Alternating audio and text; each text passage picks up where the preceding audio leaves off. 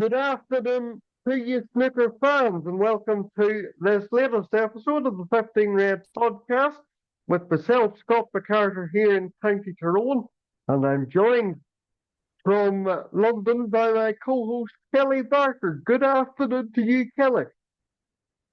Afternoon, Scott. How are you doing? The weather's a little grim outside, but we've been having some wonderful snooker this last week or so since our last episode, and two more new winners to add to an incredible season so far. We'll get to them shortly. Mark Selby winning the Champion of Champions, and just last night, Zhao Xintong winning his first event since the world title in Riyadh, and so that's 11 different winners from 11 events. Who could have predicted it, Scott? Well, those who were watching last night, just for clarity, we're recording on them at just after midday on the Saturday. But if anybody heard Phil Yates to Stephen Hendry on the commentary last night, he was saying he remembers a day when Hendry won 5 ranking events in a row and then got to the final of this. And Stephen said, "Those were the days, Phil. You're never going to get that again." So, but 11 different winners is quite extraordinary. And actually, if you extend it to just ranking events, so you exclude the Champion of Champions and the Shanghai and the one that finished last night in Riyadh, it's actually 11 different winners of the last 11 ranking events. The last three of of last season, and the first 8 of this season. So it is quite extraordinary. Well, if that's in that case, Scott, I think we should be getting our money on Ronnie or Judd for the UK Championship because they haven't won yet. So it's got to be one of them, hasn't it? Well, uh, well, well. According to what the season's done so far, you'd think that, but uh, rather interesting. But no, both of them were absolutely superb in both finals. Selby was magnificent, particularly to finish off with 3 centuries in a row in the Champion of Champions, and then Xingtong was marvellous against Robertson last night, 2 centuries there. So wonderful stuff. Yes, both playing very well, and I feel like this different winners for all the events. It's reminding me a bit of the Ding curse. You think, oh, surely that can't go on forever. It's just complete coincidence. It's going to end soon, but it keeps happening now, and maybe we're going to get loads more new winners to keep this run going. But surely you'd think out of all the winners so far, there will be a repeat winner at York. But we'll see. All that's to come. The UK Championship qualifiers are underway this morning. But we're going to go back since our last episode and we're going to take you back in time a bit and run over the Champion of Champions, which was another really good week, Scott. And Mark Selby was a worthy winner in the end. I mean, that final against Judd. Judd led 3-1 and he was playing fantastic. Those first 4 frames, there were 2 centuries from Judd, 1 from Mark. But that first mid-session interval just changed everything, didn't it? Judd never came back afterwards with the same cue. Well, he's having cue troubles at the moment, as we know, but he's never been quite happy with the new cue, and he just seemed to lose all confidence after that interval. But take nothing away from Selby. He powered to that title and he deserved it. Fantastic performance in front of his home crowd. Yes, very much so. I didn't tend to make very much of the fact it was his home crowd because, you know, I think to some extent that can be rather overdone. But, as Al McManus said on the day of the final, that was just geography. When Rob Walker asked him what was it like playing in front of a home crowd in Glasgow, he just found it, it was just another final in that sense. But no, I mean, Selby was absolutely superb. Let me say this. There has been dispute in recent years, is Selby worthy to be considered an all-time great? Well, there was never any doubt in my mind, but any of the doubters just look at that final, because as you say, from 3-1 down, I mean, 9 out of 11 frames, I think it was absolutely superb. I mean, to dominate the world number one in that sort of way, it was just utterly brilliant. He was incredible that day. I mean, as you know, and as most people know, I'm a great fan of Judd, and I really, after losing, I was very happy for Jack Lazowski to win in Northern Ireland to beat Judd in that final. But I'm a great Judd fan, and I really I wanted him to get his hands on a trophy last weekend. But I really like Mark as well. So what not, no upset or anything there. Um, but it just wasn't to be. Mark thoroughly deserved it, and it's still relatively not that often a thing for 3 centuries in a row. But Mark finished with three, and yeah, I mean, it was one of the few trophies he hadn't won in his career, and to be known as the champion of champions now is I think a worthy title for him. And as you say, Scott, I think some people who don't perhaps like Mark, they've always had this thing about him being one of the greats. Well, for me, he definitely is in my top 5 or 6, certainly.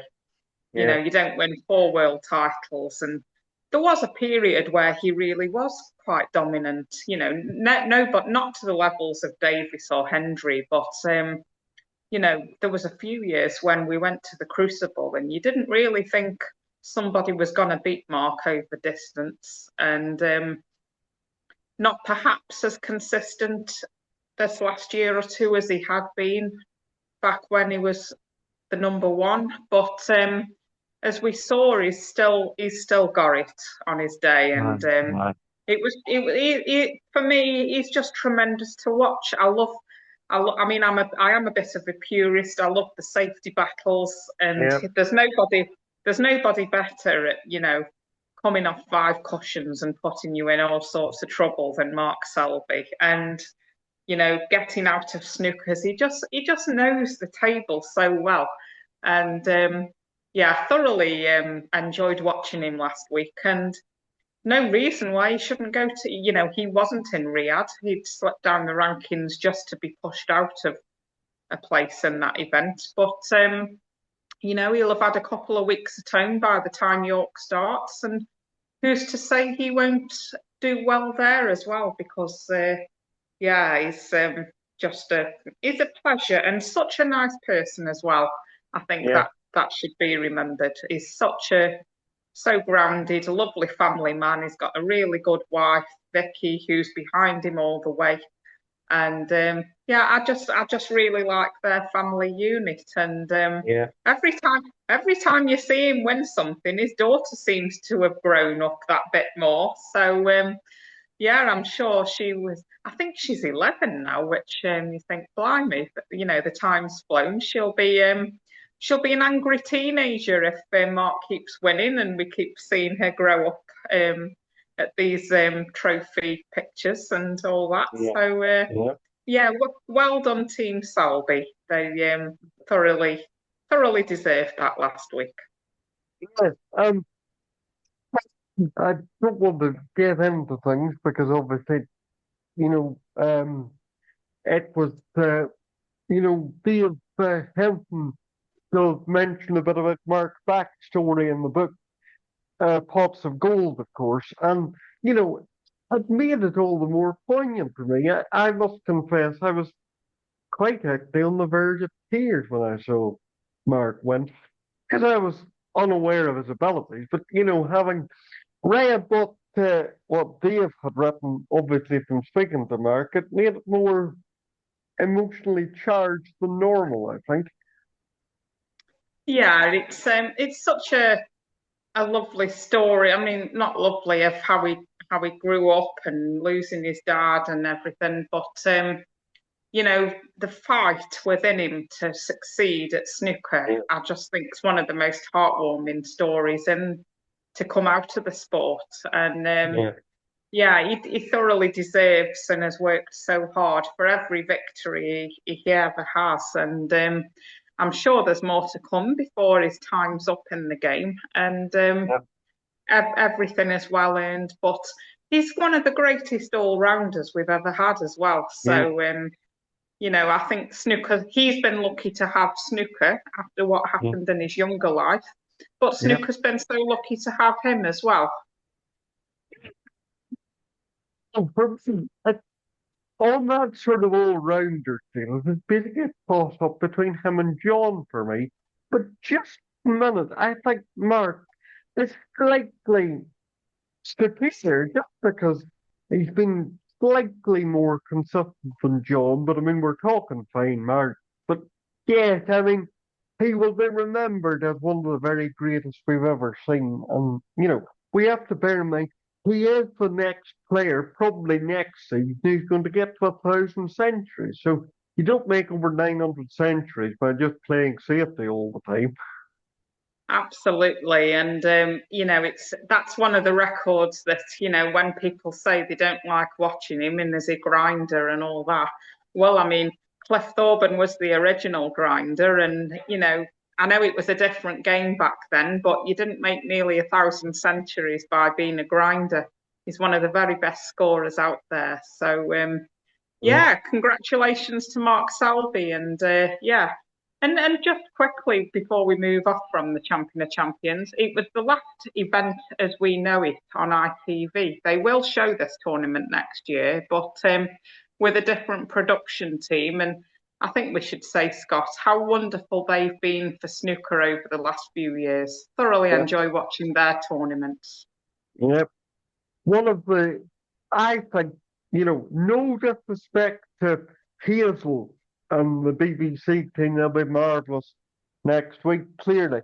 And Hazel's been there for over 20 years now at this stage. She's probably done it longer than Viney did it. But I think among sort of free-to-air television, I think ITV have just edged ahead and for me just because they've got the right sort of balance of punditry and analysis. That uh, they seem a great team together. They bounce off each other. Jill Douglas was wonderful, and of course you can't beat Rob Walker, as my late grandmother used to say, with a big stick. So uh, he's absolutely tremendous. So well done to the ATV fellas, and I know we'll get them for the Champion of Champions, but we'll be sorry to see this team go, I think. Absolutely, and we can only hope that we'll be seeing some of them across on Channel 5 when they take over some of the events, because it would be a big shame not to have, Hendry, Foldsey, Dave Hendon. I think they really make the tournament, Alan McManus. And I know we're lucky to have those across on TNT. But it'll be very interesting to see how Channel 5 go about these events when they take them over. Great that it's still on free to air and that most people will be able to watch it in the UK. But yeah, it is a shame for ITV because, as we say, they do it so well. I think that's what we've enjoyed over these years. And of course, we must say they did give Clive the sort of last chance that he had to commentate for after various goings on. So, well done to them for that alone, I think. Absolutely, and I think Clive's last ever commentary words were the storybook ending when Neil won that tournament with his 1000th century. So what a way for Clive to go there. That was if that was going to be your last ever commentary word, then what a way to bow out for Clive. So and it was if you saw, did you see the lovely musical montage they put together at the very end of the coverage was fabulous. It was absolutely wonderful the way they finished it off. And as I say, like I actually remember when ATV had two World Opens, you remember, in China, that ATV sort of covered it 2012. That was actually Mark's first rank title, if I'm not mistaken. Uh, I do remember that. I do remember watching that, and it was, I think it was just Neil and Jill Douglas in the studio all week, and yeah, what a step into snooker it became, because that was deemed such a success that they then went on to take these other tournaments. yeah, So, we ended up with 5 or 6 per season on ITV in the end, which was great. So, yeah, I'm sure they'll be back at some point, over time. It might take a few years, but I don't think this will be the end forever. And we will have this tournament back next year. So, who knows how that'll all go. But yeah. anyway, moving on, and as we've touched on this week, it was the Riyadh Invitational, the Golden Ball tournament this week, and it was nice to see the world champion win his first title since Sheffield, Scott. How did you enjoy this one? Very well indeed, actually. Very good indeed. It was tremendous viewing. I mean, apart from the two Saudi wild cards, which, to be honest, we expected them to get beaten fairly early, but it's tremendous quality and the field was marvelous. To be honest, I think the golden goal is a bit of a distraction, really, but that's just me speaking personally. I think it's a good incentive, but it doesn't really do anything for me personally. But nonetheless, uh, I'm great to see Zhao Xintong playing the way he played at Sheffield. I mean, I have to agree with what Stephen kept saying yesterday. He's got the purest ball striking I think anybody's ever seen. I mean, if you, like some of those shots that he played last night were just gorgeous. He's just so good to watch, isn't he? We were lucky enough in Leicester and in Riyadh yesterday. We had the semi-finals with Judd v Xing which has got to be one of my favourite matchups in snooker these days. Yeah, Both of them, just great to watch. So easy on the eye, and it was Xing who came out on top in that one. Um, but yeah, as you say, it's so just so good to. It's so natural. You get some players, and they've. I mean, I've been playing a bit myself lately, and you see how difficult it is. But they make it look so easy. I just can't. I can't fathom how it could be made to look such an easy game when it's obviously so difficult. well, we'll come back to you in a moment, but I have to agree with you. As you know, I was recently at the semi-final in Belfast between Judd and Jack. And I mean, you do forget, now you and I watch it week in, week out on telly and so on, but you do forget until you see it live or you play in your case, uh, just how difficult it is. And as you say, Jiang Tong made it look absolutely ridiculously simple. It was wonderful. And fair play to Neil Robertson, the way he played in the semi-final, and then was came up short in the final, but a good week for Neil, and he'll probably take confidence going forward to York now. I think so. I mean, in his first match, which was the quarter-final, Neil beat Kyron 4-0, which is a good win in anybody's book these days. Yeah. So yeah, that was really good. And in the semis, Neil beat defending champion Mark Allen. So that was a really good couple of wins there. And as you say, just came up short against Xing Tong. But in the form he showed, most people would come up just short against Xing Tong. So it was nothing to worry about. And as far as Neil was concerned, it was, it's £125,000 for 3 days' work, which isn't too shabby. And he'll be he'll be feeling good, I'm sure, ready for heading over to York for one of the real big ones of the season, the UK Championship. So all good with all the players, I would think, who made it out to Riyadh. A nice payday, which is probably the main reason they go there. But it was a nice tournament, nice setup. Really looks a nice crowds this time as well, which Yeah. I think some of the people who complain about the event being on at all, the one thing they beat it with a stick with in recent times has been the lack of crowds. But it was nicely full every session pretty much this time, which was really good to see. Yeah. And at risk of sounding like a terrible hypocrite when I was sort of slating the golden ball there, I did get rather excited when Mark in the semi-final was 7 red, 7 black. So that did compensate for it rather, but unfortunately, Neil cleared up and won the match from it. But Well, I think when anybody started with one or two reds and blacks, and the reds looked in a nice enough position, I think we were all starting to get a little bit excited and thinking, "Wow, could this be it?" Wasn't quite to be though, and I'm sure that prize will be dangled for the next however many years it's on, and until somebody does do it, really, I think it'll always be the main thing of the event that they think of. So, yeah, it was a bit, good fun, and another nice few days of snooker to watch.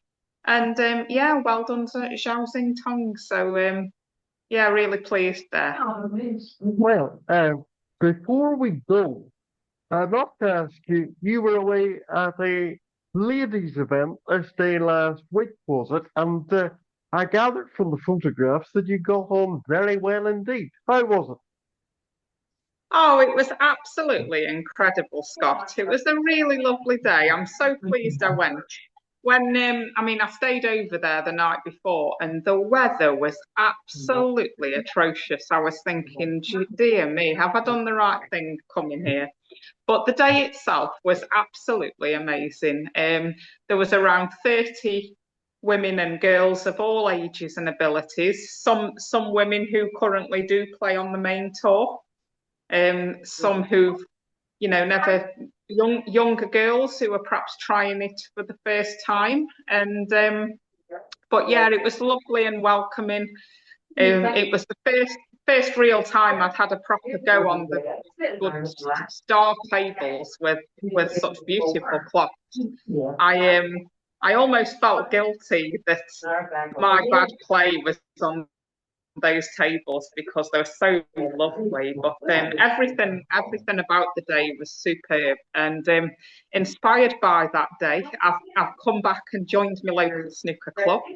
And on Tuesday night, I made my first ever 30 break, which I was cock a hoop, Scott, because I couldn't get near 20 before. But last Saturday we had coaching. We were put into groups and had coaching from. You were either in Rebecca Kenner's group, Zoe Killington, or myself. I was in Tessa Davidson's group, and she was absolutely fantastic. And I tried to take away what she taught us on the day. And out of nowhere, I made a 30 break on Tuesday. So let's not talk about last night, because I went and had another go last night and I couldn't get more than an 11 break. But it's peaks and troughs, I'm sure. I'm very much an early work in progress. And as time goes on, I hope to report about a little bit more breaks than 11. I would love to be able to get 20s a little bit. So we'll see about that. But it's small steps. And I think the ladies' day has really got me wanting to play more often now. So I'm really pleased I've joined my local club. And yeah, let's see where we go from there. But yeah, if you are a lady who has any interest at all in the sport, then go and play, because it really is for everyone. it? Well, I mean, we've seen the rise of the ladies on the television and so on as well. So it will inspire young girls to get involved, and that can only be a good thing as far as I'm concerned. So well done, Kelly. Thank you, Scott. Yeah, I've still got a long way to go because some of the ladies there are very, very good players. And in my coaching group, there was a lady there who plays in some of the tournaments on the ladies' circuit, and she'd previously taken a frame from Rianne in one of the events. So she was world champion in our eyes last week. Yeah, yeah, yeah. But I just wanted to ask you before we go on, or before we you go to York next week. What is your abiding memory of the UK Championship? Oh, there's been some wonderful moments over the years. I think since I've been going, I think the Mark Allen v Ding final from just a few years ago was one of the really, really good finals that I enjoyed. Um, Ding and Maguire played a final not so long back as well, which was brilliant. But I think my all-time UK Championship memory from my years of watching snooker would be the '94 final when Hendry made the 7 centuries in the 10 frames against Ken. It was snooker that blew us away at the time. And even now, 30 odd years on, when standards have improved so much, it's still a something that people talk about. So that's how good it was. And maybe some of this generation maybe don't even remember how good Stephen Hendry was. But if they can get hold of watching that final, that would be a reminder to all just how good and how dominant the great man was at the time. You mentioned that MJT Snooker, who puts a lot of those old finals and so on YouTube, he put that on last night. Uh, so if you want to go and see that, it's there on YouTube, and it would definitely be worth it. One 94 was one that I was going to mention as well. How did I know you were going to mention Stephen Hendry, by the way? But the one I think I'll go for is slightly more recent. Is 2016 O'Sullivan and Selby in the final. That was the standard, particularly in the second session there, was tremendous. So that more recent, going back a bit, another one I found on YouTube from MJT Snooker this morning was Mark Williams and Ken Doherty from 2002. I watched the first session this morning, so I'll go back and finish it tonight or later on when we're finished. It's 5-4 now, or it was when I left it. So it finishes 10-9 to Williams. So it was a good final and thoroughly enjoyable first session. So I'm looking forward to getting back to it. But obviously, this year's, to say we will have a different winner, but it's not going to be either Ronnie or Judd, I don't think. Well, Scott, you've said it now. So, who will you be naming? Who, if you had one guess, who's going to win it this year? Who would your guess be? I now you're asking me. I think maybe that Wu Yizer will probably do back-to-back ranking events. Wow, that's a very bold call. I was thinking one of the more established names, possibly. But it's I can't. Wu Yeezer, why not? Why not? He's very entertaining. I love to watch him, and yes, he played so well to win his first. Why not go back to back? But I'm gonna stick my neck out. I'd like to say Judd to keep this run going, but somehow I'm not quite. I'm gonna go for Mark Allen to win it again, which I know would please you very much, Scott. Um, So yes, that's my one name, and I'm sticking with it. But just also on the great UK memories, going back to 2011, the Mark Allen and Judd final, that was Oh also yeah, one of the great finals of the more recent times. So yeah, I think it's a good week of qualifying coming up. I yeah, think if you haven't got Discovery Plus, I think some of it's going to be on WST Play. You only need to register for an account and it's all free, yeah, I believe. yeah, And yeah. then I think we're going to have the Judgment Day on YouTube, which or WST Play, which is always good to see. And then a good week in York. So I head up there next Friday, so I'm looking forward to that. And good times to come, Scott. Yes, and before we go, we must mention this remarkable statistic that has emerged that's going to be played out tonight between Jimmy White and the young 14-year-old. Utterly tremendous sort of consistency of playing year in, year out from Jimmy. I mean, you know, the fact is that Jimmy has now played opponents that were born 98 years apart because he played Fred Davis in 1982. And he's playing someone tonight who was born in 2011. Extraordinary, isn't it?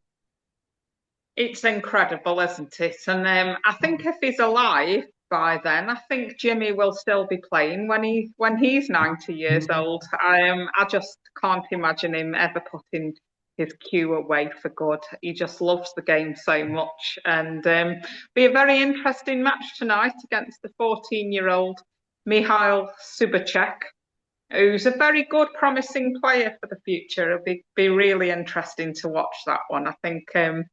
Yeah, I think the weather's looking a bit grim, so I think it'll be a coffee and feet up with that snooker tonight. I think, yeah, looking forward to that one. That does sound a marvelous idea. No, but then, God willing, we should be back. We'll probably be back. Um, we'll be back soon to review the early days of the UK. We'll not trouble Kelly while she's away. Hope you enjoy it. See, and we look forward to hearing your report in due course. Thank you, Scott, and I'll see you all when I get back. Hello, everyone. Bye. Bye for now. Bye, everyone. Bye.